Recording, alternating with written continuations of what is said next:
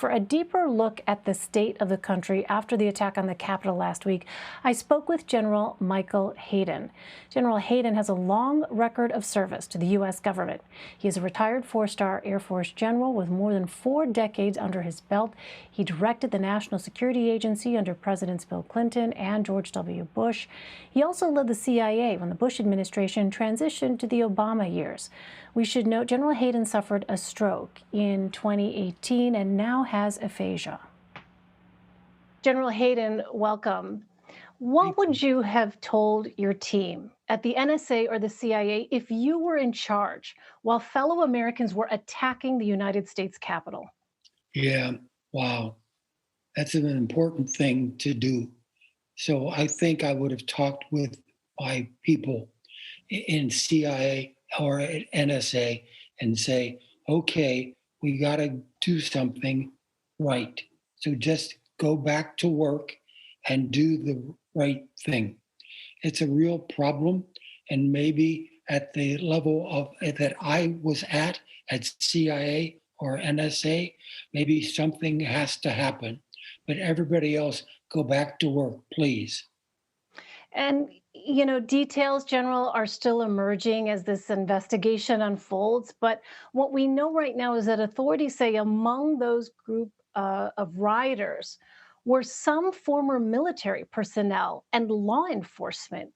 General, as someone who has served in our armed forces, as someone who has served our country as you have, what is your reaction to that? Well, it's awful, okay? But then again, we're looking at 3 or 4 years, and I'm saying, what's going to happen?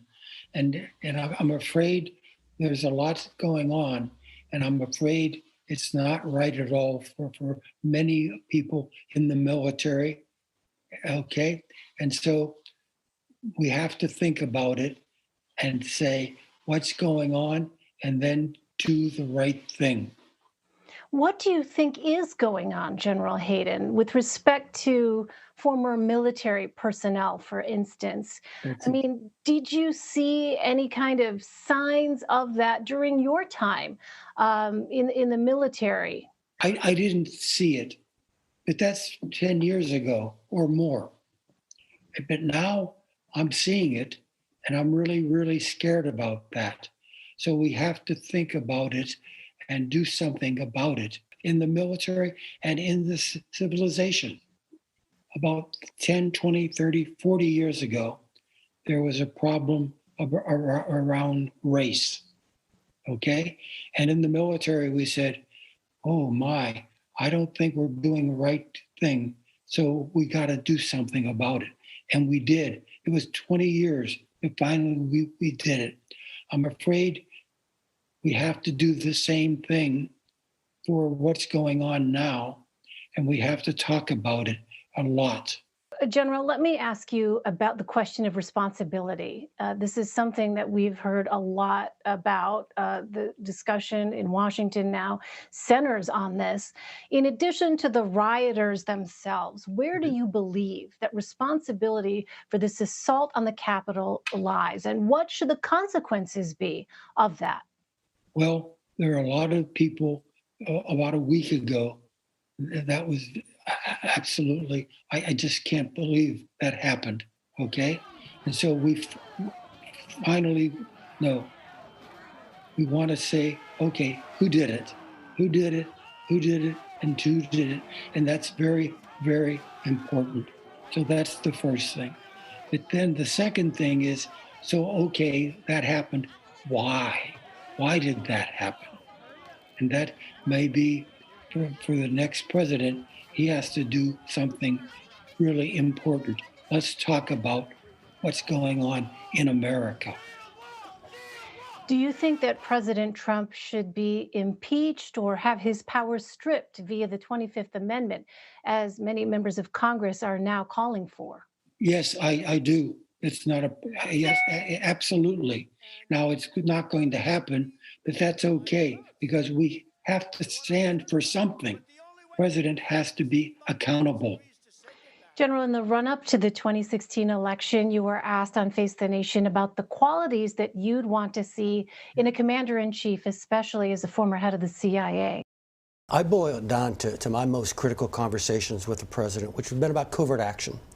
And in here, that temperament, honesty, integrity thing really matters, because when you're talking to the president about a covert, I mean, it's covert for a reason, because frankly, operationally, ethically, legally, the course ahead isn't all that clear.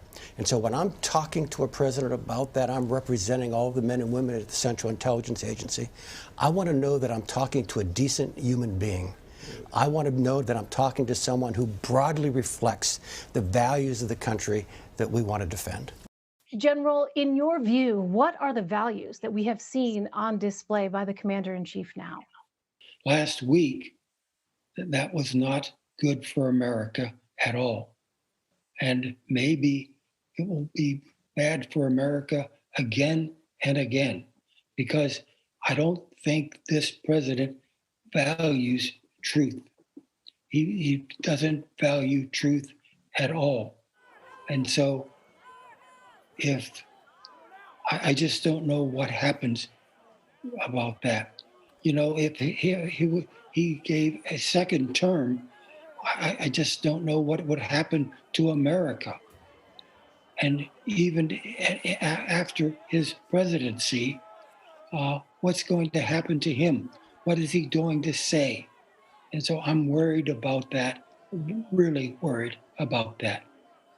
So, General, given what we saw take place at the Capitol on January 6th, the attack on our democracy, how concerned are you about the safety and security of the inauguration?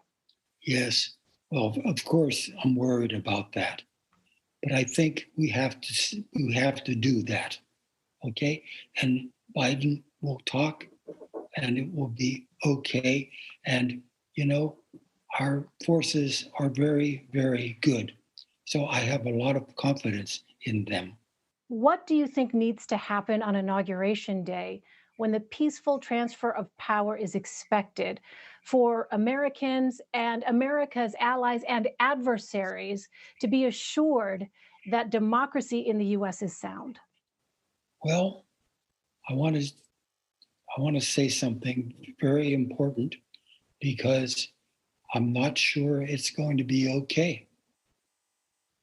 Okay, this is the first time in history, exception of the Civil War, that this is a problem for our country. And so I hope we're okay. I want to be okay, but I'm worried about it. I'm worried about it very much.